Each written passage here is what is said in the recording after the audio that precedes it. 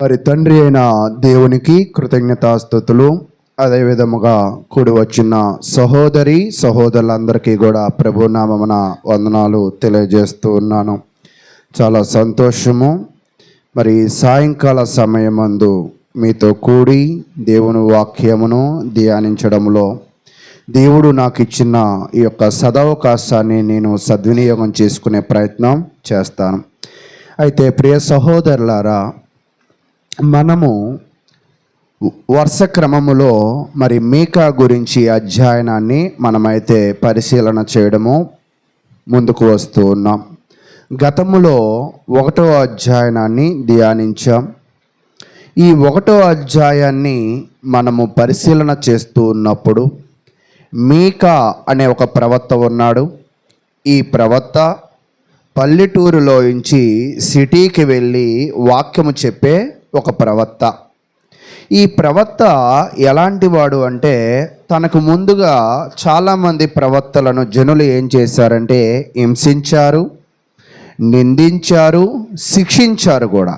అయితే ఇవన్నీ తెలుసు కూడా ఇతను ఏం చేశాడంటే దేవుని వాక్యమును ప్రకటించడానికి ముందుకు వెళ్ళాడు. తెలిసి ఎవరైనా సమస్యలను తెచ్చుకుంటారా? కానీ మీకా ప్రవక్త అంటే కేవలం వాక్యం ప్రకటించడమే కాదు, ప్రకటించినప్పుడు వచ్చిన కీడును కూడా ఏం చేయాలంట?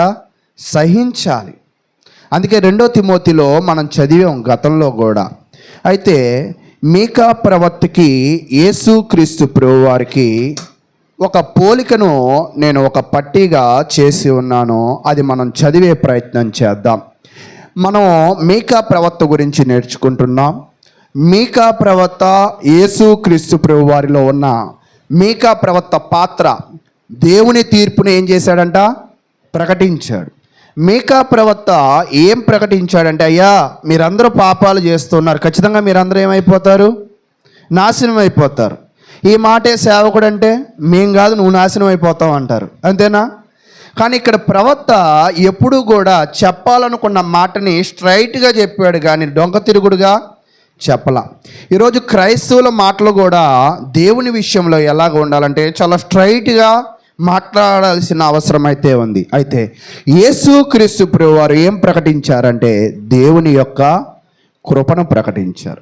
మీకా ఏమో తీర్పును ప్రకటిస్తే, యేసుక్రీస్తు దేవుని కృపను ప్రకటించి మనకి రక్షకుడయ్యాడు. ఈయన ప్రవక్త, ఈయన రక్షకుడు. తర్వాత సందేశం ఏమిటి? పాపానికి తీర్పు తప్పదు అని ప్రకటించాడు. ఎవరు? మీకా ప్రవక్త. యేసుక్రీస్తు ఏం ప్రకటించాడంటే ప్రతి పాపికి కూడా ఏముందంటే రక్షణ ఉన్నది అని ప్రకటించాడు. ఈరోజు క్రైస్తవులమైన మన అందరము కూడా క్రీస్తు లాంటి ప్రవక్తను పొందినందుకు, క్రీస్తు లాంటి రక్షకుణ్ణి పొందినందుకు, క్రీస్తు లాంటి విమోచకుణ్ణి పొందినందుకు మనం ఏం చేయాలంటే ఆనందపడాలి. అయితే ఆ దేవుని స్పందన, మీకా కాలంలో ప్రజలపైన దేవుని స్పందన ఏమిటి అంటే కోపం. ఎందుకు కోపం అంటే వాళ్ళందరూ కూడా విగ్రహారాధన చేస్తూ ఉన్నారు, పాపాలు చేస్తూ ఉన్నారు. అయితే యేసుక్రీస్తు కాలంలో దేవుని స్పందన ఏమిటి అంటే ప్రతి పాపి పైన ఆయనకి ఏముందంట? ప్రేమ ఉంది. ఆయనకి ప్రేమ ఉంది కాబట్టి మనం పాపాలు చేసుకుంటూ పోకూడదు. అర్థమవుతుందా? ఆయన ప్రేమతో మనల్ని రక్షిస్తున్నాడని తెలిసి మనం పాపాన్ని ఏం చేయాలంట? విడిచిపెట్టాలి. అంటే చేసిన తప్పే చేస్తూ ఉంటారు కొంతమంది. ఎన్నిసార్లు చెప్పినా కూడా, మీకు చెప్పాను నేను ఒకసారి, 115వ కీర్తనలో విగ్రహం చెవులు వినపడో, కళ్ళు కనబడో, నోరు మాట్లాడదు. ఒక్కోసారి విశ్వాసులు కూడా విగ్రహాల్లాగా ఉంటారు. ఎంత వాక్యం చెప్పినా చెవులు వినపడో, కళ్ళు కనపడో, మనిషి హృదయం కూడా ఏమవుదంట? మారదు. కానీ యేసుక్రీస్తు ద్వారా ఆయన ప్రేమతో ఆయన మనల్ని ఏం చేయాలనుకున్నాడంటే మార్చాలి అని అనుకున్నాడు. తర్వాత ఆ రోజు కాలంలో స్పందనల గురించిన ఈ యొక్క పట్టికను మనం చూస్తున్నప్పుడు యేసుక్రీస్తు ప్రభువారి కాలం, ప్రవక్త హృదయం ఎలా ఉందంటే ఏడ్చాడు. ఎవరి కోసం ఏడ్చాడు? ప్రజల కోసం, ప్రజల పాపాలు కోసం. యేసుక్రీస్తు కూడా ఏం చేశాడంట? ప్రజల కోసం కన్నీళ్లు కార్చాడు. వారి కోసం శిలువ మరణాన్ని కూడా పొంది ఉన్నట్లుగా మనం చూస్తున్నాం. కాబట్టి ప్రియ సహోదరులారా, మరి మనం పరిశీలన చేస్తూ ఉన్నప్పుడు ఈరోజు 2వ అధ్యాయాన్ని మనం పరిశీలన చేద్దాం. 1వ అధ్యాయం అయిపోయింది, ఇప్పుడు ఎక్కడికి వచ్చాం? 2వ అధ్యాయం. ఉదయకాలమును కూడా 2వ అధ్యాయాన్ని మనము పరిశీలన చేశాం. అయితే చూద్దాం, ఈరోజు కొద్ది నిమిషాలు దేవుని వాక్యాన్ని ప్రకటిస్తూ ముందుకు వెళదాం. ఈరోజు నేనేం చెప్పాలనుకుంటున్నానంటే, రిపెంటెన్స్ అంటే పశ్చాత్తాపం. ఏంటిదండి? పశ్చాత్తాపం. ఈరోజు మీకా లాంటి ప్రవక్త వాక్యాన్ని బోధించిన తరువాత, యేసుక్రీస్తు లాంటి దేవుడు వచ్చి వాక్యాన్ని ప్రకటించి మన కొరకు ఆయన బాధింపబడిన తరువాత జనుల యొక్క పరిస్థితి ఎలా ఉండాలి అంటే పశ్చాత్తాపము నొందాలని దేవుడైతే కోరుకుంటూ ఉన్నాడు. రిపెంటెన్స్ అంటే దీనికి అర్థం ఏమిటి అంటే పశ్చాత్తాపము, అదే విధముగా నొచ్చుకోవడం. మనం ఏం చేయాలంట? నొచ్చుకోవాలి. ఒక్కోసారి కొంతమంది వాక్యాలు చెప్పినప్పుడు స్ట్రైట్గా వచ్చి తగులుతూ ఉంటాయి. తగలగానే మనకేమనిపించింది? ఇది నా కోసమే చెప్పాడు, నన్ను ఉద్దేశించే చెప్పాడు అని నొచ్చుకుంటూ ఉంటాం. కానీ దేవుడు కూడా ప్రజల నుంచి కోరుకునేది ఏంటంటే నొచ్చుకోవాలని కోరుకుంటున్నాడు, పశ్చాత్తాపము పొందాలని కూడా కోరుకుంటున్నాడు. అయితే ఆయన రిపెంటెన్స్ అంటే మరొక అర్థం ఏమిటంటే వెనక చింతించడం. ఏం చేయాలంట? బాధపడాలి. అంటే పశ్చాత్తాపడాలి, నొచ్చుకోవాలి, మనం బాధపడాలి. అంటే ఇవన్నీ కూడా ఒకే అర్థం. అంటే దేవుని వాక్యం విన్న తర్వాత నిజంగా మనకి బాధ ఉందా? అరే నేను ఈ విషయంలో తప్పిపోతున్నానే, అరే నేను ఈ విషయంలో బలంగా లేనే, అరే నేను ఈ విషయంలో బలహీనంగా ఉన్నానే, నేను ఈ విషయంలో తప్పు చేస్తున్నానే అనే బాధ ఉందా? ఈరోజు చూడండి, ఆలస్యంగా రావద్దు అంటే చాలా ధీమాగా ఆలస్యంగా వస్తూ ఉంటారు. పాటలు పాడండి అంటే చాలా మౌనంగా నిలబడుతూ ఉంటారు. ప్రార్థన చేయమంటే చాలామంది కళ్ళు తెరుచుకుంటూ ఉంటారు. ఏంటి వీళ్ళ ధీమా? ఏంటి వాళ్ళ ధీమా అంటే? అర్థమైందా? ధీమా అంటే అంటే దేవుని వాక్యములో ఉన్న ఆ సీరియస్నెస్ వీళ్ళకి అర్థం కాల. అర్థమైతే తప్పు చేస్తారా? అర్థమైతే తప్పు చేస్తారా? అయితే మీకా కూడా వాక్యాన్ని ప్రకటించాడు. కానీ జనులు మాత్రము ఆ సీరియస్గా తీసుకున్నారా? పశ్చాత్తాపము పొందారా లేదా బాధపడ్డారా అనేది ఈరోజు మనము 2వ అధ్యాయంలో పరిశీలన చేయడానికి ముందుకు వెళదాం. అయితే ప్రియ సహోదరులారా, నేను ఆల్రెడీ ఉదయకాలమునే 2వ అధ్యాయాన్ని పరిశీలన చేశాం. దానిలో ఇంకొన్ని విషయాలను పరిశీలన చేస్తూ ఈరోజు వాక్యాన్ని నేను ముగించే ప్రయత్నం అయితే చేస్తాను. చూడండి, మీకా గ్రంథము 2వ అధ్యాయం. మీకా గ్రంథము 2వ అధ్యాయాన్ని మనం పరిశీలన చేస్తూ ఉన్నప్పుడు ఈ 2వ అధ్యాయంలో కొన్ని ప్రాముఖ్యమైన విషయాలను నేను మరలా నెమరు వేసే ప్రయత్నం చేస్తాను. ఇప్పుడు మీకా అనే ప్రవక్త ఏం చేస్తున్నాడంటే, మీరు తప్పు చేస్తున్నారు, మీరు సరైన విధంగా లేరు, మీరు మారాలి అని చెప్పాడు. 1వ అధ్యాయం అంతా చెప్పడమే కాదు, ఏడ్చాడు. వీళ్ళ కోసం ఏం చేశాడంట? ఏడ్చాడు. అయితే 2వ అధ్యాయానికి వచ్చేపాటికి ప్రజల పరిస్థితిని అక్కడ చెప్తున్నప్పుడు 1 నుంచి 5 వచనాలు మనం పరిశీలన చేస్తే, ప్రజలందరూ కూడా పాపములో ఉన్నారు, ప్రజలందరూ కూడా అన్యాయంగా ఉన్నారు. పాపములో ఉన్నారు, అన్యాయంగా ఉన్నారు. ఏంటి మేము చేసిన పాపం అంటే, వాళ్ళు చేస్తున్న పాపం ఏమిటి అంటే ఇతరుల దానిని వాళ్ళు ఆశిస్తూ ఉన్నారు, దోపిడీ చేస్తున్నారు, అన్యాయము చేస్తున్నారు, ఇల్లులు లాక్కుంటున్నారు, అబద్ధ బోధలను చేస్తూ ఉన్నారు. కాబట్టి వీరు చేస్తున్న తప్పు ఏమిటి అంటే మనం పరిశీలన చేస్తున్నప్పుడు దోపిడీదారులుగా మారిపోయారు. ఒక వ్యక్తి ఎప్పుడు దోపిడీదారుడుగా మారగలడు? ఒక వ్యక్తి పాపములో ఎప్పుడు ప్రభంజనంగా ముందుకు వెళ్ళగలడు అంటే దేవుడి జ్ఞానం అతనిలో లేనప్పుడు. దేవుడి జ్ఞానం అతనిలో ఉంటే అతను ఎవరికి భయపడుతూ ఉంటాడు? దేవునికి భయపడుతూ ఉంటాడు. కానీ ఈ మీకా గ్రంథము 2వ అధ్యాయము 1-5 వచనాలు చూస్తున్నప్పుడు వాళ్ళు రాత్రంతా ప్లాన్స్ వేస్తారంట. ఏం ప్లాన్స్ అంటే చెడ్డ ప్లాన్స్ వేస్తారంట. రాత్రంతా చెడ్డ ప్లాన్లు వేసి ఉదయం లెగగానే వాటిని అమలు చేస్తారంట. ఏం చేస్తారు? అమలుపరుస్తూ ఉంటారు. అయితే ఏంటి అమలుపరచడం అంటే, అదిగో వాడి ఇల్లు లాక్కోవాలి, ఇదిగో ఈడు స్థలం లాక్కోవాలి, అదిగో వాడి రాజ్యంతో యుద్ధం పడాలి, ఇలాంటి చెడు ఆలోచనలు కలిగి ఉంటారు. కాబట్టి ఈరోజు మనము దేవుని దృష్టిలో ఎలాంటి ఆలోచనలు కలిగి ఉన్నాం? చెడు ఆలోచనలు కలిగి ఉన్నామా?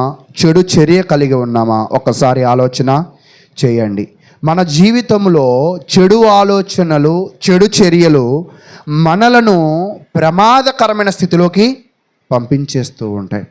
కాబట్టి 6వ వచనం నుంచి 11వ వచనం దాకా ఏం చెప్తుంది అంటే, అక్కడ వీళ్ళు చెడు పనులు చేస్తూ ఉన్నారు కదా, ఈ చెడు పనులను గద్దించడానికి ఎవరు వచ్చారు? మీకా వచ్చాడు. అయితే మీకా వస్తే వీళ్ళకి అస్సలు ఇష్టం లేదు. ఎందుకని? వాస్తవానికి వీరు దేవుడు అసహ్యపడేది ఏమిటి అంటే అన్యాయము, దేవుడు ఆనందపడేది ఏమిటి అంటే మారిన హృదయం. అంటే ఇప్పుడు దేవుడు ఈ ప్రజల బట్టి అసహ్యపడుతున్నాడా, ఆనందపడుతున్నాడా? ఎందుకు అసహ్యపడుతున్నారంటే వీళ్ళల్లో ఉన్న దుష్టత్వాలను బట్టి. కాబట్టి ప్రియ సహోదరులారా, వాళ్ళ దుష్టత్వాన్ని తీసివేయడానికి, వాళ్ళ పాపాన్ని తీసివేయడానికి, వాళ్ళ హృదయాలను కడగడానికి ఎవరు వచ్చారంటే మీకా ప్రవక్త వచ్చాడు. అంటే మీకు అర్థం కావాల్సిన విషయం ఏమిటి అంటే, పాపము ఎక్కడ మొదలవుతుంది? చేతుల్లోనా, నోట్లోనా, హృదయంలోనా, ఆలోచనలోనా? హృదయ ఆలోచనలలో. ఈరోజు నిజంగా మన హృదయ ఆలోచనల్లో ప్యూరిటీ ఉందా అంటే స్వచ్ఛత ఉందా? ఈరోజు మనం అనేక మందిని తారసపడుతూ ఉంటాం, అనేక మందితో మాట్లాడుతూ ఉంటాం, అనేక మందితో ప్రయాణిస్తూ ఉంటాం, కానీ అందరూ మన ముందు స్వచ్ఛంగానే ఉంటున్నారా? అందరి గురించి పక్కన పెడదాం, మనం స్వచ్ఛంగా ఉన్నామా? ఎప్పుడు కూడా సమాజం ఏం చేయాలనుకునేదో తెలుసా? ఆడిని మార్చాలి, ఈయన్ని మార్చాలి, ఆడు అలా ఉన్నాడు, ఈడు ఇలా ఉన్నాడు అంటారు. కానీ నువ్వు దేవుని ఎడల స్వచ్ఛతగా ఉన్నావా? నువ్వు నీ హృదయము దేవుని ఎడల నీతి న్యాయముగా ఉన్నదా అనే ఆలోచనలో మనం మర్చిపోతూ ఉంటాం. కాబట్టి దేవుడు ఇక్కడ 3 విషయాలను నేర్పించాలను. ఒకటి ఏమిటి అంటే, దేవుడు అసహ్యపడే జీవితం ఏమిటి అంటే అన్యాయముతో కూడిన జీవితం. దేవుడు అలా అన్యాయం చేసే వారిని హెచ్చరించడానికి ఎవరో ఒకరిని ఏం చేస్తాడంట? పంపిస్తూ ఉంటాడు. వారికి ఒక మార్గాన్ని చూపించేవాడిగా ఉంటాడని దేవుని వాక్యం అయితే తెలియజేస్తుంది.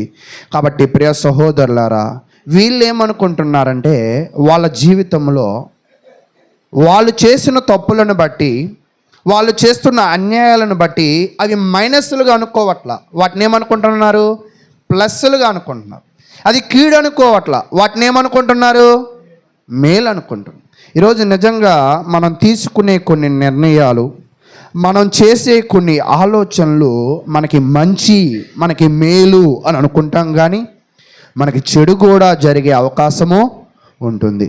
కాబట్టి ప్రియ సహోదరులారా, వీళ్ళు ఏమనుకుంటున్నారంటే మాకు విశ్రాంతి ఉంది అనుకుంటున్నారు. చూడండి, మీకా గ్రంథము 2వ అధ్యాయం ఆ వచనాన్ని చదవండి. 10వ వచనాన్ని చదవండి. మీకా గ్రంథము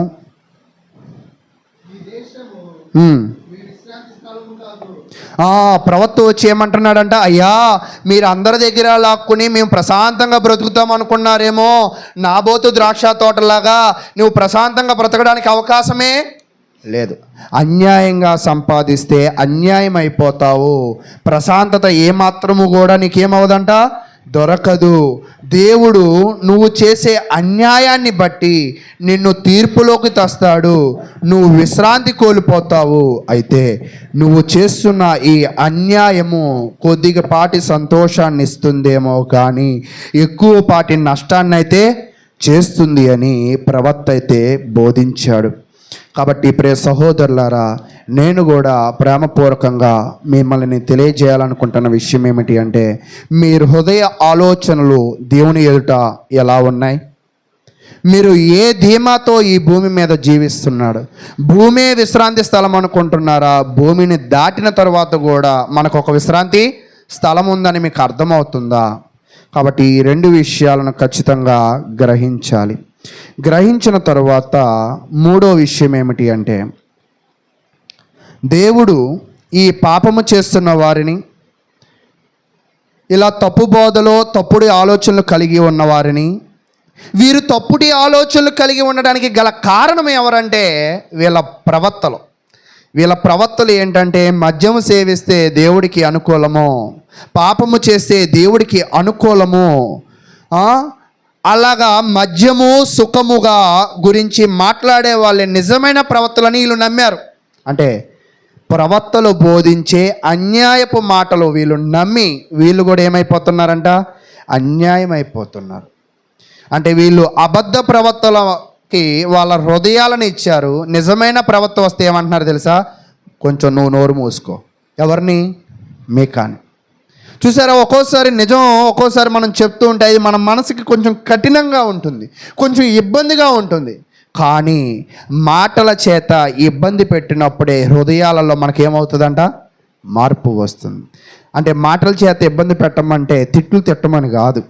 పేతురు గారు ప్రసంగం చేసినప్పుడు పెంతుకోస్తు దినమున ఆయన వాక్యము బోధించినప్పుడు వాళ్ళ హృదయాలు ఏమయ్యాయంట? నొచ్చుకున్నాయి.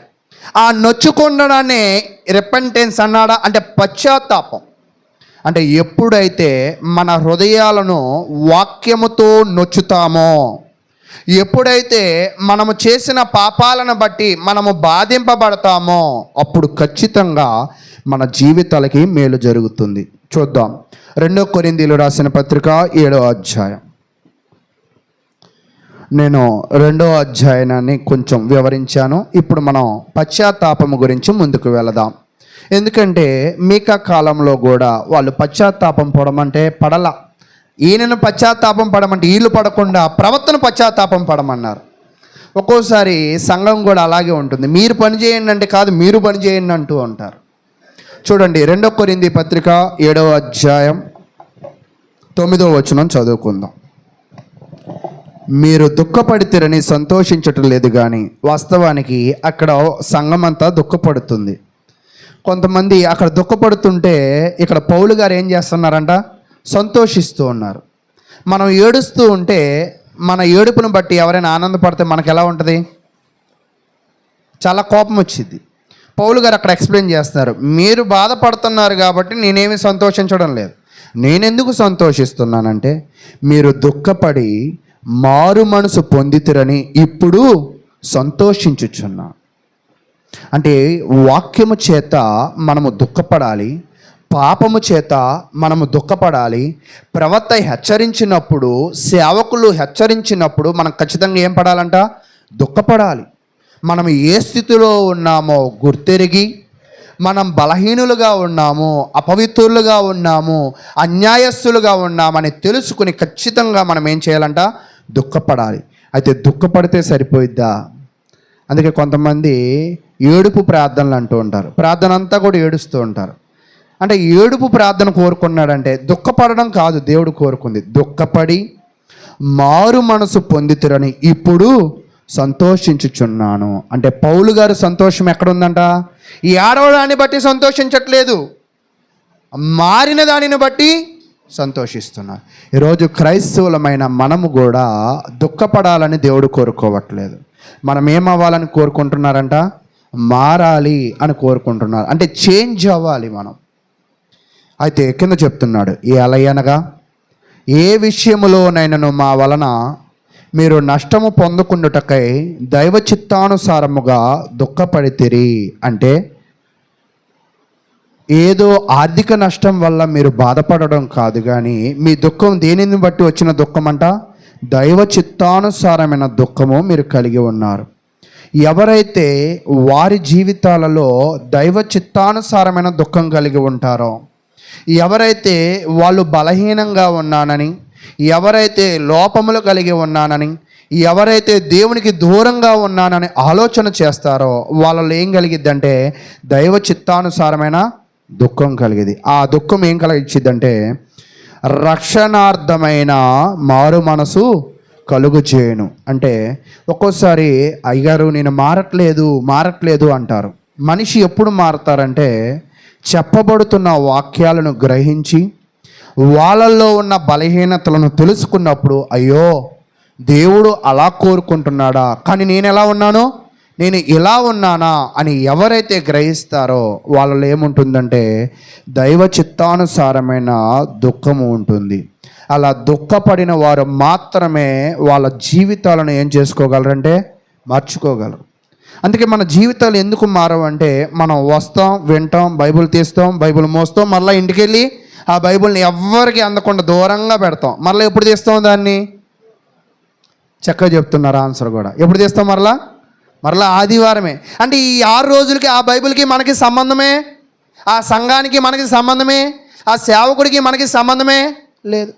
అలాగే మీకా కాలంలో కూడా ప్రజలు ఎలాగున్నారంటే మారండి, దైవ చిత్తానుసారమైన దుఃఖం కలిగి ఉండండి అంటే మేమేం మారం, నువ్వు మారు అంటే మాకు అనుకూలంగా నువ్వు తయారవు, దేవునికి అనుకూలంగా మేమైతే తయారవము. ఒక్కోసారి మేము కూడా కొన్న ప్రదేశాలకి వెళ్తున్నప్పుడు అయ్యగారు ప్రార్థన ఎన్నింటికి అన్నారనుకోండి, 10ంటికి అంట, 9ంటికి పెట్టచ్చుగా, మేము కూడా వస్తాం. ఎన్నింటికండి? ఒకళ్ళు వచ్చి 9ంటికి అంటారు, ఇంకొకళ్ళు వచ్చి 11ంటికి పెడితే పనులన్నీ చూసుకుని వస్తాం. అవును, నువ్వు ఆర్చుకుని తీర్చుకుని రావడానికి ఇక్కడ ఒక బిల్డింగ్ కడతాం, అంతేనా? అంటే దేవునికి మనం ఏం చేస్తున్నామంట, ఆయనకి అపాయింట్మెంట్ ఇస్తున్నాం. మనం అసలు ఎవరు అపాయింట్మెంట్ తీసుకోవాలా? తిరిగి మనం అంతా వ్యతిరేకలం కదా. మిగతా కాలంలోనే జనులు దుర్మార్గులు కాదు, ఈ కాలంలో కూడా దుర్మార్గులు ఉన్నారు. అది మీరున్నారో లేదో నేను చెప్పను. అంటే దేవుడికి మనం అపాయింట్మెంట్ ఇవ్వాలా, దేవుడు అపాయింట్మెంట్ మనం తీసుకోవాలా? కానీ ఈరోజు దేవుడికి ఎందుకు అపాయింట్మెంట్ ఇస్తున్నామంటే నువ్వు మారు మనసు ఇంకా పొందాల. కొంతమందిని చెప్తూ ఉంటారు తొందరగా రండి అమ్మ అంటే, రమ్మన్న దగ్గర నుంచే లేటుగా వచ్చేవాళ్ళు కూడా ఉన్నారు. అంటే వాళ్ళు చెప్పుచున్న మాటలను గ్రహించట్లేదు. అది ఇవి చెప్తే కొంచెం బాధ అనిపిస్తుందేమో. అవును, మీరు బాధపడాలి, మీరు మారాలనే దేవుడు ఎవరిని పెట్టాడంట? ప్రవక్తలను పెట్టాడు, సేవకులను పెట్టాడు. కాబట్టి కింద చదువుదాం. ఈ మారు మనసు దుఃఖమును పుట్టించదు, అయితే లోక సంబంధమైన దుఃఖము మరణమును కలుగు చేయను. అయితే ప్రియ సహోదరులారా, మన జీవితంలో దైవ చిత్తానుసారమైన దుఃఖం ఏం కలిగించిద్దంటే రక్షణార్థమైన మారు మనసును, భౌతికపరమైన దుఃఖం ఏం కలగజేసిద్దంటే మరణాన్ని.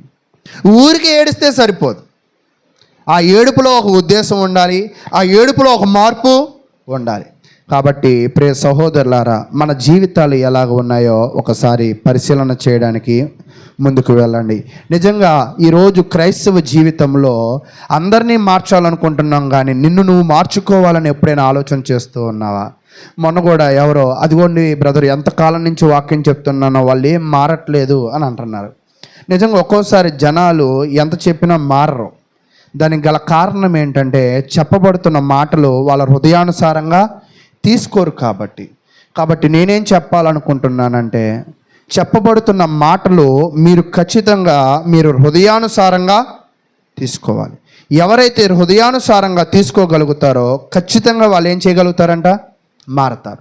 నువ్వు మారాలి అని అనుకున్నావు అనుకో, నేను వినాలి అని అనుకో, నువ్వు వినితే నువ్వు దైవ చిత్తానుసారమైన దుఃఖం వచ్చింది, అది నేనేం చేసిద్దంటే మార్చేదిగా ఉంటుందని తెలియజేస్తూ ఉన్నాడు. చూడండి, అసలు యేసుక్రీస్తు ఎందుకు వచ్చాడు అనేది చెప్తూ ఉన్నాడు. లూకా సువార్త 5వ అధ్యాయం 28వ వచనాన్ని నేను చదువుతున్నాను. లూకా సువార్త 5వ అధ్యాయం 28వ వచనం. అతడు సమస్తమును విడిచిపెట్టి లేచి ఆయనను వెంబడించును. ఆ లేవి తన ఇంట ఆయనకు గొప్ప విందు చేసెను. సుంకర్లను ఇతరులు అనేకులను వారితో కూడా భోజనము కూర్చుండిరి. పరిసయ్యులు శాస్త్రులు ఇది చూచి సుంకర్లతోనూ పాపులతోనూ మీరేలా తిని త్రాగుచున్నారని ఆయన శిష్యుల మీద సనిగిరి. అందుకు యేసు, రోగులకే కానీ ఆరోగ్యము గల వారికి వైద్యుడు అక్కరా లేదు. అంటే ఈ వచనంలో నేనేం చెప్పాలనుకుంటున్నానంటే, చాలామంది వాళ్ళ జీవితంలో ఏమనుకుంటారంటే దేవుడు ఎవరికి అవసరం అనుకుంటారంట? బలహీనులకే అవసరం అనుకుంటారు. ఏ బలహీనులకి? డబ్బులు లేని వాళ్ళకి, ఆరోగ్యం లేని వాళ్ళకి. ఒక్కోసారి చూడండి, చర్చి అంతా కూడా ఎవరితో నిండిపోద్దో తెలుసా? ముసలోళ్ళతోనూ, అనారోగ్యంతో ఉన్న వాళ్ళతోనూ, భర్త లేని వాళ్ళతోనూ, దిక్కులేని పిల్లలతో నిండిపోతూ ఉంటుంది. తెలుసా మీకు? ఎందుకంటే వీళ్ళే దేవుణ్ణి ఏం కోరుకుంటూ ఉంటారంట? అయ్యా నాకు సహాయం చేయి, సహాయం చేయని. కానీ దేవుడు ఏం చెప్తున్నాడు అంటే, దేవుడు అందరికీ అవసరం. అందరికీ ఎలా అవసరము? యేసు ద్వారానే మన జీవితాలకు ఏముందంట? రక్షణ ఉంది. ఇక్కడ పరిసయ్యులు శాస్త్రులు ఏమనుకుంటున్నారంటే, వాళ్ళ కలిగి ఉన్న ధర్మశాస్త్రమే గొప్పది అనుకుంటున్నాడు. కానీ యేసుక్రీస్తు ప్రభువారు ఏం చెప్తున్నాడంటే, ధర్మశాస్త్రమునకు మించినది ఒకటి వస్తుంది, దానిని నేను ఏం చేయాలనుకుంటున్నాను? స్థాపించాలనుకుంటున్నా. ఇక్కడ భేదము లేదు. నీతిమంతుడు పాపి అని భేదము లేదు, యూదుడు అన్యుడు అని భేదము లేదు. ఇరువురను నేను కాపాడడానికి, సరైన మార్గములో నిలవబెట్టడానికి నేను వచ్చాను. కానీ మనం ఏమనుకుంటామంటే, వాళ్ళతో మనం ఉండకూడదండి, వీళ్ళతో మనం ఉండకూడదండి అంటాం. కానీ యేసుక్రీస్తు ఏమంటున్నాడంట? ఆయన అందరితో ఉంటాడంట. మరి ముఖ్యంగా ఎవరితో ఉంటాడంట? రోగులకే. ఏ రోగులకి? పాపము అనే రోగము ధరించిన వారికి. ఎవరైతే పశ్చాత్తాపము లేదో వాళ్ళతోనే యేసుక్రీస్తు ప్రభు వారు తన జీవితాన్ని ముందుకు తీసుకువెళ్ళాడు. ఈరోజు నిజంగా మన జీవితంలో మనం పశ్చాత్తాపక పడబోగా మనము నీతిమంతులుగా ఫీల్ అవుతూ ఉంటాం. అంతేనా? బాప్తిసం పొందితేనే చాలు అని అనుకునే వాళ్ళు కూడా ఈరోజు క్రైస్తవుల్లో ఉన్నారు.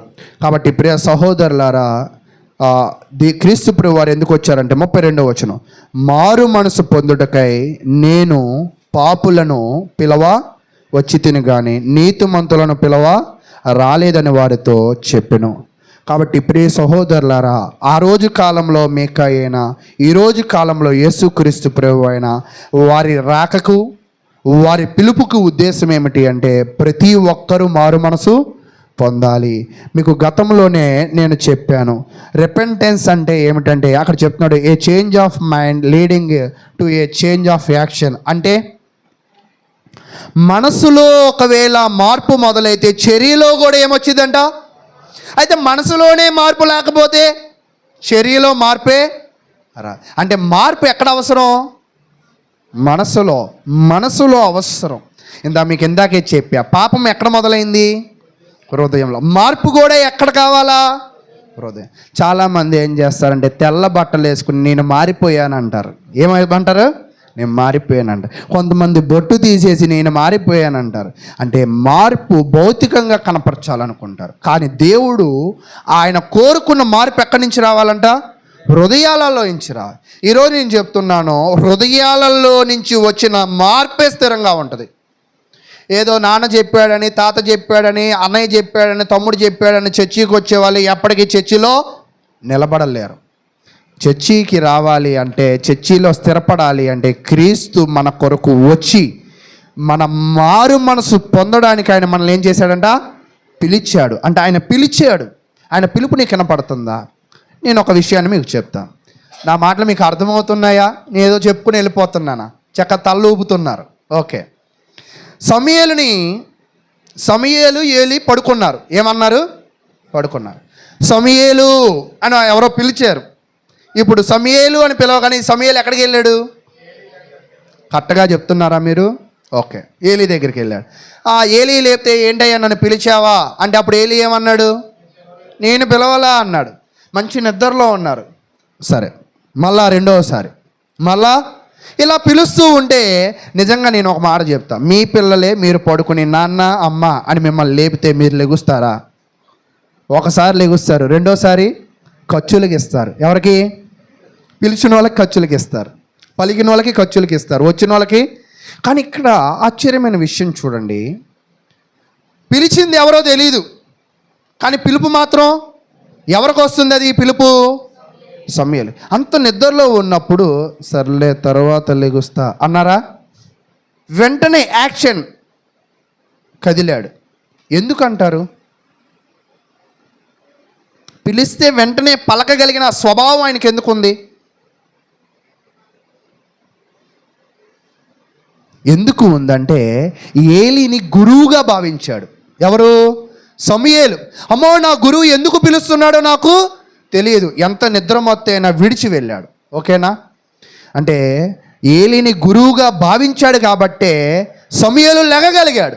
ఈరోజు నేనేం చెప్తున్నానంటే, వాక్యమును దేవునిగా భావించగలిగినప్పుడే వాక్యం అనే పిలుపు నీ హృదయాన్ని పట్టుకోగలిగిద్ది. అంటే చెప్పబడుతున్న వాక్యము ఎవరిదని భావించాలి మనం? దేవుని. అది దేవునిది కాదు, అనిలు తన ఇచ్చను బట్టి, తన ఊహను బట్టి, తన ఆలోచనలు బట్టి చెప్తున్నాడని నువ్వు అనుకుంటే ఆ వాక్యము నిన్నేం చేయదంట? నిన్ను పట్టుకోదు. అంటే దేవుని వాక్యము నిన్ను పట్టుకోవాలంటే చెప్పబడుతున్న వాక్యం నాకే ఇది చెప్తుంది ఎవరు? దేవుడు అని నువ్వు భావించాలి. ఒకవేళ ఈ పిలుపుని సమూయేలు నిర్లక్ష్య పెట్టినా, ఈ పిలుపును వినకుండా బద్దకించిన సమూయేలు దేవుడితో మాట్లాడే గొప్ప అవకాశాన్ని కోల్పోయేవాడు. అంటే ఇప్పుడు సమూయేలుని పిలిచింది ఎవరు? దేవుడు. అంటే ఈరోజు సమూయేలు పలికాడు, మరి మీరు పలుకుతున్నారా? ఇప్పుడు దేవుడు కూడా తన వాక్యము ద్వారా మిమ్మలను పిలుస్తున్నాడు. ఎలా మారమని పిలుస్తున్నారు? మారు మనసు పొందుటకై. ఈరోజు దేవుని వాక్యం అయితే వింటున్నారు, కానీ ఈ మారు మనసు దగ్గర మీకు గతంలో కూడా చెప్పాను. మారు మనసు అంటే change your mind, change your heart, change your habits. అంటే మైండ్ మారాలి, హృదయం మారాలి, క్రియలు మారాలి. ఇవేవి మారకుండా నేను మారిపోయాను అని అంటే కుదరదు. హల్లెలూయా అనడం ఈజీ, కానీ మారడం చాలా కష్టం. అందుకే వాళ్ళందరూ మారకుండా ఏమంటూ ఉంటారు?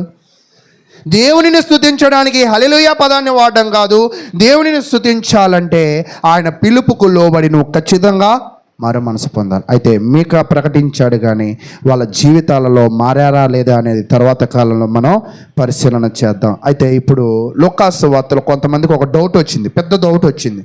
ఏం డౌట్ అంటే, అయ్యా లూకాసు వార్త 13వ అధ్యాయం, లూకాసు వార్త 13వ అధ్యాయము 1 నుంచి నేను చదువుతున్నా. పిలాతు గలిలయులైన కొందరి రక్తము వారి బలులతో కలిపి ఉండెను. ఆ కాలమున అక్కడనున్న కొందరు ఆ సంగతి యేసుతో చెప్పగా ఆయన వారితో ఇట్లనెను, ఈ గలిలయులు అట్టి హింసలు పొందినందున వారు గలిలయుల అందరికంటే పాపులని మీరు తలంచుచున్నారా అని అన్నారు. అంటే యోబు కాలంలో యోబు స్నేహితులు వచ్చి ఏమన్నారు? అయ్యా, నువ్వు ఎంత పెద్ద పాపం చేసావో అందుకే నీకేమొస్తున్నాయి? శ్రమలు వస్తున్నాయి అన్నారు. ఇక్కడ ఉన్న యూదులకి కూడా ఒక ప్రశ్న వచ్చింది. అయ్యా, పిలాతు కొంతమందిని చంపించేశాడయ్యా, వాళ్ళు ఎంత పాపం చేస్తుంటారో అందుకే కుక్క సావు చచ్చారు అని అనుకుంటున్నారు. అప్పుడు యేసు అడుగుతున్నారు, ఏమని అడుగుతున్నాడంటే, గలిలయుల అందరికంటే పాపులని, అంటే చచ్చిపోయిన వాళ్ళు పాపులని మీరు తలంచుచున్నారా అంటే 3వ వచనం, కారని మీతో చెప్పుచున్నా వాళ్ళు పాపులు కాదు. అంటే పాపులే చచ్చిపోతారని మీరు అనుకోవద్దు. అంటే సమస్యలు చేసిన పాపాన్ని బట్టి కాదు, కొన్ని పరీక్షలు బట్టి కూడా మనకి వస్తూ ఉంటాయి. తర్వాత కాబట్టి చచ్చిపోయిన వాళ్ళు, అకస్మాత్తుగా పిలాతు చేత చంపబడిన వాళ్ళు పాపులు కాదు. తర్వాత మీరు మారు మనసు పొందని ఎడల మీరందరూ అలాగే నశింతురు. అంటే వాళ్ళు జీవిస్తూనే చచ్చిపోతామని తెలియకుండానే ఏమైపోయారంట? చచ్చిపోయారు, చంపబడ్డారు. ఈరోజు మనం కూడా జీవించుచున్నామని అనుకుంటున్నాం, కానీ పిలాతు వాళ్ళని ఎలాగ చంపాడో ఈ లోక పాపములు, నీ దుష్ట ఆలోచనలు నిన్ను కూడా, బ్రతుకుతున్న నిన్ను వెంటనే ఏం చేస్తాయంట? క్రమేపీ చంపేస్తూ ఉంటాయి. కాబట్టి ఈరోజు క్రైస్తవుడుగా నువ్వు బ్రతికి ఉన్నావా? మానవుడిగా అయితే బ్రతికి ఉన్నావు. క్రైస్తవుడుగా బ్రతికి ఉన్నావా? క్రైస్తవుడుగా బ్రతికి ఉండాలంటే వాక్యము చేత ఎప్పుడూ మారుతూనే ఉండాలి, ఎప్పటికప్పుడు పశ్చాత్తాపము పొందుతూనే ఉండాలి, ఎప్పటికప్పుడు నూతన స్వభావాన్ని పెంచుకుంటూనే ఉండాలి. ఈరోజు నిజంగా నూతన స్వభావాన్ని మార్చుకోవాలని అనుకుంటున్నామా మనం? నూతన స్వభావం అంటే మనం ఎక్కడికి వెళ్ళిపోతాం తెలుసా? మరలా మేకప్లు, ఫేర్నెస్ క్రీములు, బట్టలు, షూలు, రకరకాల వస్త్రధరణ, మళ్ళీ పండగకి వెళ్ళిపోతాం. ఏ పండగ నన్ను అడగద్దు. అంటే మార్పు అంటే ఏమనుకుంటున్నారంటే పండగకి మారే మార్పు కాదు దేవుడు కోరుకునేది. మార్పు అంటే సంవత్సరంలో ఒకసారి మారే మార్పు కాదు దేవుడు కోరుకునేది. మార్పు ఎలా ఉండాలి అంటే దేవుని పిలుపుకి వినాలి, లోబడాలి. నీ మైండ్ని, నీ హృదయమును, నీ క్రియలను ఏం చేయాలంట? మార్చుకోవాలి. ఒకవేళ అలా మార్చుకోకపోతే పిలాతు చేత జనులు ఎలాగ చంపబడ్డారో దుష్క్రియల చేత నువ్వు కూడా అలాగే చంపబడతావు. కింద చెప్తున్నాడు 4వ వచనం, మరియు సీలోములోని గోపురము పడి చచ్చిన ఆ 18 మంది యెరూషలేములో కాపురం ఉన్న వారందరికంటే అపరాధులని తలంచుచున్నారా? అంటే గోపురములో కొంతమంది పని చేస్తూ ఉన్నారు. పని చేస్తూ ఉంటే గోపురము గోడ ఏమైందంటే కూలిపోయింది. కూలిపోయి అక్కడ ఎంతమంది చచ్చిపోయారంట? 18 మంది చచ్చిపోయారు. ఇప్పుడు జనాలందరూ ఏమనుకుంటారు? వాళ్ళు ఎంత పాపం చేశారో అందుకే గోడే పడి చచ్చిపోయారు అనుకుంటున్నారు. అలా మీరు అనుకోవద్దు. అంటే ఈరోజు చాలామంది ఏం చేస్తారంటే ఇతరుల పాపాలని చూసుకుని వాళ్ళు అందుకే చచ్చిపోయారని నువ్వు అనుకుంటున్నావు. కానీ దేవుడు క్వశ్చన్ చేసేది ఏంటంటే ఆడెందుకు పాపం చేశాడు, ఈడెందుకు పాపం చేశాడు నిన్ను అడగడు. నిన్ను అడిగేది ఏంటి? నువ్వెందుకు పాపం చేసావు, నువ్వెందుకు మారలా, నువ్వెందుకు నేను పిలిస్తే పలకలా, నేను పిలిస్తే నువ్వు పలికా. అప్పుడు నువ్వు అనొచ్చు, అయ్యా నువ్వెక్కడ పిలిచావయ్యా నన్ను అని. అంటే అప్పుడు అంటాడు, ప్రవక్తల్ని పంపించాను కదా, ప్రవక్తల నోట నా వాక్యం ఉంచా, అదే నా పిలుపు. సేవకుల్ని పంపించాను కదా, సేవకుల నోట నా మాటను ఉంచా, అదే నా పిలుపు. అంటే దేవుడి పిలుపు ఎవరి ద్వారా వచ్చిందంట? దేవుని గ్రంథంలో ఉంది, ప్రవక్తల ద్వారా ఉంది, సేవకుల ద్వారా ఉంది. ఈ పిలుపును నువ్వు నిర్లక్ష్యం చేస్తున్నావంటే నీకు అర్థమవుతుందా నీ హృదయం దేంతో ఉంది? సమూయేలు హృదయం దేంతో ఉందో తెలుసా? పరిశుద్ధంగా ఉంది. కాబట్టి పిలుపు వినపడింది. ఈరోజు దేవుని వాక్యం మనకి వినపడకపోవడానికి గల కారణం ఏమిటంటే, మనం మారకపోవడానికి కారణం ఏంటంటే, మనం పశ్చాత్తాపము పొందకపోవడానికి కారణం ఏంటంటే, మనం నొచ్చుకోకపోవడానికి గల కారణం ఏంటంటే, మన హృదయం ఏమైపోయిందంట? పాపముతో నిండి మొద్దుబారిపోయింది. మీకు ఒక చిన్న కథ చెప్తాను. ఒక కథ ఏంటంటే, ఇంకా సమయం కూడా అయిపోయింది. ఒక తోడేళ్ళు ఉంది. తోడేళ్ళు తెలుసుగా మీకు? చూపించమంటే నేను చూపించలేను ఇప్పుడు, మీకు అందరికీ తెలుసు అనుకోండి. ఆ తోడేళ్ళు ఎక్కువగా చలి ప్రాంతంలో తిరుగుతూ ఉన్నప్పుడు ఏదో ఒక చిన్న జీవి దొరికింది. చిన్న జీవి దొరకగానే దాని రక్తాన్ని కొరికి తినేస్తూ ఉంది. తినేస్తుంటే దాని మూతంతా ఏమంటుకుందంటే రక్తం అనుకున్నా. అమ్మయ్య కడుపు నిండింది. ఏమని నిండిందంట? కడుపు నిండిందను. కాసేపు ఆగి చూస్తే దాన్ని చేయలేదు. కాసేపు ఆగి చూస్తే ఎందుకు లేదు అంటే, ఇది చలులో తిరిగి ఆహారంతో పాటు దానికి తెలియకుండా దాని అదే తినేసింది. అంటే మొద్దుబారిపోయింది. ఈ చలికి ఏం తింటుందో దీనికే అర్థం కావట్లే, కానీ దొరికిందని మాత్రం తినేస్తుంది. చివరికి ఎవరి అవయవం కోల్పోయింది? దాని అవయవం అదే తినేసింది. అంటే నేనేం చెప్పాలనుకుంటున్నానంటే, మనం కూడా ఒక్కోసారి మనుషులమే కానీ తోడేలులా కనపడతాం. అందుకే యేసుక్రీస్తు ప్రభు వారు కూడా ఎవరితో పోల్చాడో తెలుసా? దొంగ ప్రవక్తల్ని తోడేలు. అబ్బా భలే చెప్తారు ఇలాంటివన్నీ. అంటే అలాగే మనం కూడా ఎలాగ ఉంటామంటే తోడేలులాగా మనము మొద్దుబారిపోయి ఉన్నాం. మొద్దుబారిపోయి ఉన్నప్పుడు మనకు తెలియకుండానే మన చేయిని మనము మింగేస్తాం. మనకు తెలియకుండానే మన విశ్వాసాన్ని మనము మింగేస్తాం. మనకు తెలియకుండానే మన జీవితాలు ఏమైపోతున్నాయంట? మనకు తెలియకుండానే. ఎందుకంటే మొద్దుబారిపోయావు కదా. కాబట్టి ప్రియ సహోదరులారా, నేనేం చెప్పాలనుకుంటున్నానంటే 5వ వచనం చెప్తూ ఉన్నాడు ఇక్కడ. 5వ వచనం చూడండి, మీరు మారు మనసు పొందిన ఎడల మీరందరూ అలాగే నశింతురు. కాబట్టి ప్రియ సహోదరులారా, మీ హృదయాలు మొద్దుబారిపోయాయా? ఒకసారి చూసుకోండి. మీ హృదయాలు దేవుడి పిలుపు గ్రహించడం లేదా? ఒకసారి తెలుసుకోండి. మీ హృదయాలు దేవుని వాక్యమును అంగీకరించలేకపోతున్నాయా? ఒకసారి పరిశీలన చేయండి. ఎందుకు అంటే అలా లేకపోతే మీ పశ్చాత్తాపం మీరు పడకపోతే ఖచ్చితంగా మీరు నశించిపోయే అవకాశం అయితే ఉంటుందని దేవుని వాక్యం అయితే తెలియజేస్తుంది. కాబట్టి ప్రియ సహోదరులారా, మన జీవితాలు ఈరోజు ఎలా ఉన్నాయి, అది దేవుని ఎదుట ఎలా ఉన్నాయి ఒకసారి పరిశీలన చేయండి. చివరిగా ఈ లేఖనాన్ని చదివి నేను ఇక ఈ సమయాన్ని ముగించే ప్రయత్నం చేస్తాను. రోమీలు రాసిన పత్రిక 2వ అధ్యాయం, రోమీలు రాసిన పత్రిక 2వ అధ్యాయము 4వ వచనం, లేదా దేవుని అనుగ్రహము మారు మనసు పొందుటకు నిన్ను ప్రేరేపించుచున్నదని ఎరుగక ఏం చేయకంట? దేవుడు ఎందుకు పిలుస్తున్నాడు వీడికి తెలియట్లా. వీడు వస్తున్నాడు, వింటున్నాడు, బైబిల్ దులుపుతున్నాడు, బైబిల్ దాస్తున్నాడు, బైబిల్ ఫ్రీగా పంచితే నాకు కూడా కావాలంటున్నాడు. కానీ ఆ బైబిల్లో ఉన్న సందేశము, ఆ బైబిల్లో ఉన్న పిలుపు వీళ్ళు మార్పు కొరకు అనేది మాత్రం అర్థం కావట్లా. అయితే ఆయన అనుగ్రహ ఐశ్వర్యమును, సహనమును, దీర్ఘశాంతమును తృణీకరించదవా అంటే నువ్వు మారడము లేదు అంటే నువ్వు ఎవరిని తృణీకరిస్తున్నావంట? ఎవరిని? పొద్దున్న ఒక వాక్యం చెప్పా, ఎవరికైనా గుర్తుందా? ఈ లోక స్నేహము దేవునితో వైర్యమని. అది తెలియకే, అది అర్థం కాకే. అలాగే ఇక్కడ చాలామంది కూడా దేవుని పిలుపుని తెలియకే వాళ్ళు ఏం చేస్తున్నారంట? తృణీకరిస్తున్నారు. తర్వాత 5వ వచనం, నీ కాఠిన్యమును మార్పు పొందని నీ హృదయమును అనుసరించి ఉగ్రత దినమందు అంటే నువ్వు దేవుని పిలుపుకి లోబడకపోతే నీ హృదయ కాఠిన్యాన్ని బట్టి, నీ మొద్దుబారిపోయిన హృదయాన్ని బట్టి, నీ మొద్దుబారిపోయిన రాతి హృదయమును బట్టి నువ్వేమవుతావంట? ఉగ్రత దినమందు అనగా దేవుని న్యాయమైన తీర్పు బయలుపరచబడు దినమందు నీకు నీవే ఉగ్రతను సమకూర్చుకొనుచున్నావు. తోడేళ్ళు ఇందాక చెప్పే కదా, దానికి తెలియకే దాన్ని చేయది. అలాగే మనకు తెలియకుండానే మనము ఉగ్రత దినములోకి వెళ్ళిపోయి తీర్పులోకి వెళ్ళిపోతున్నాం. కాబట్టి ప్రియ సహోదరులారా, దేవుడు కోరుకునేది మార్పు అని అర్థం చేసుకోండి. అది నువ్వు మారకపోతే నువ్వు ఎక్కడికి వెళ్ళిపోతావు? ఉగ్రతలోకి వెళ్ళిపోతావు, తీర్పులోకి. మీకా కూడా 2వ అధ్యాయంలో ఆ ప్రజలకు అదే చెప్పాడు. అయ్యా మీరైతే దొంగలుగా ఉన్నారు, చూస్తే భూములు దోచుకునే వాళ్ళు ఉన్నారు, కబ్జాదారులాగా ఉన్నారు, మీ హృదయాలలో అపవిత్రత ఉంది, దీనివల్ల మీరేమైపోతారంట? తీర్పు తీర్చబడతారు అని మీకా చెప్పాడు.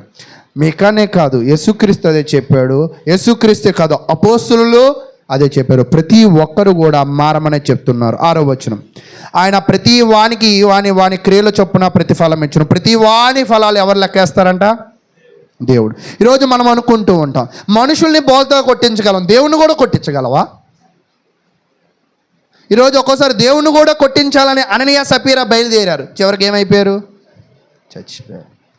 అందుకే యేసుక్రీస్తు కూడా ఏమన్నాడంటే, పిలాతు చేత చంపబడ్డ వాళ్ళు పాపాత్ములు కాదు, శిలోము గోడ పడిన తర్వాత వాళ్ళు పాపాత్ములు కాదు, కానీ పాపాత్ములు అంటే ఎవరంటే వాక్యము విని దానిని గ్రహించి మారని వాళ్ళు పాపాత్ములు. వాళ్ళకి చివరికి నాశనం కలుగుతుంది అని తెలియజేస్తూ 7వ వచనం చివరికి చదివి ముగిస్తా. సత్క్రియను ఓపికగా చేయొచ్చు. మనం ఏం చేయాలంట? సత్క్రియను ఓపికగా చేయొచ్చు. మహిమను, ఘనతను, అక్షయతను వెదుకు వారికి నిత్య జీవము నిచ్చును. కాబట్టి ఈరోజు మనం సంఘములో మనం ఏమి ఎతకాలంటే, నిజంగా కొన్ని స్థానిక సంఘాలు నేను కూడా మొన్న చూశాను, ఆహారాన్ని పంచిపెడితే వస్తారు, బట్టలు పంచిపెడితే వస్తారు, దుప్పట్లు పంచిపెడితే వస్తారు, ఏదైనా డబ్బులు ఇస్తే వస్తారు. కానీ సంఘానికి రావాల్సింది ఇవి కాదు. సంఘానికి వచ్చిన వాళ్ళు ఎలాగ ఉండాలంట? సత్క్రియను ఓపికగా చేయొచ్చు, మహిమను, ఘనతను, అక్షయతను వెతకాలి. ఏం వెతకాలంటే సంఘంలో? కానీ ఈరోజు సంఘానికి వచ్చి ఏం వెతుకుతారు తెలుసా? చూసావా వాళ్ళు ఎంత లేటుగా వచ్చారో? వాళ్ళ ఇల్లు ఎక్కడా? దగ్గరే. వాళ్ళు ఎంత లేటుగా వచ్చారు? వీళ్ళు ఎన్ని మాట్లాడతారో చూడు, ఎంత పరిశుద్ధులుగా కూర్చున్నారు. అంటే సంఘములో అనేక సంఘాలలో తప్పులు ఎలా ఉంటాయంటే, వాళ్ళ తప్పులు వాళ్ళు తెలుసుకోరు. ఎవరి తప్పులు బాగా తెలుసుకుంటారు? అదేదో ఆ దృష్టి మన జీవితాల మీద పెడితే మన జీవితాలు ఏమైపోయేవి? ఖచ్చితంగా మారే. కాబట్టి మనము సంఘంలో వెతకవలసింది ఏమిటి అంటే, నిత్య జీవాన్ని వెతకాలని కోరుకుంటూ, మరి నేను చెప్పిన మీకా గురించి, యేసుక్రీస్తు గురించి ఆ బోధలు మీకు అర్థమయ్యాయని నేనైతే అనుకుంటూ ఉన్నాను. దేవుడు మీ జీవితాలలో మార్పు కోరుకుంటున్నాడు. మార్పు అంటే గోద్రేజ్ 15 రూపాయల ప్యాకెట్ తీసుకుని తలకి రంగు వేసుకోవడం కాదు, ఓకేనా? మార్పు అంటే ఏంటంటే స్థిరంగా ఉండాలి. ఎలా ఉండాలంట? స్థిరంగా ఉండాలి. కాబట్టి స్థిరమైన మార్పును మీరు కోరుకోండి. మరలా పోయే రంగులు పూసుకోబాకండి, అది దేవుని నామానికి అవమానం అని తెలుసుకోండి. అంటే నేను చెప్పేది ఈ తలకి రంగు కాదు, ఈ హృదయానికనే ఈ రంగును పూసుకోవద్దు. నీతిని స్థాపించే ప్రయత్నం చేస్తారని ముగిస్తూ ఉన్నాను. మరి ప్రార్థన చేసుకుందాం. మన మధ్యలో సహోదరులు మొన్న వాక్యము కొరకు, రొట్టె ద్రాక్షారసం కొరకు ప్రార్థన చేస్తారు. రొట్టె ద్రాక్షారసం కొరకు ప్రార్థన చేశాక మున్నానే రొట్టెనిస్తారు. సహోదరులు నారాయణ గారు రొట్టెస్తారు. రొట్టె అయిన అనంతరము ద్రాక్షారసం ఇస్తారు. అదే ద్రాక్షారసం గ్లాసులను మున్నా స్వీకరిస్తారు. తదుపరి కానుకలను సహోదరులు వాసు గారు స్వీకరించవలసిందిగా కోరుకొనుచున్నాను. ప్రార్థన చేసుకుందాం. పరలోకమందున్న తండ్రి, సర్వ సృష్టికి కారణభూతుడైన గొప్ప దేవ, సర్వోన్నతుడ, సర్వాధికారి, అద్వితీయ నాథుడైన తండ్రి, మీకు కృతజ్ఞతలు చెల్లించు.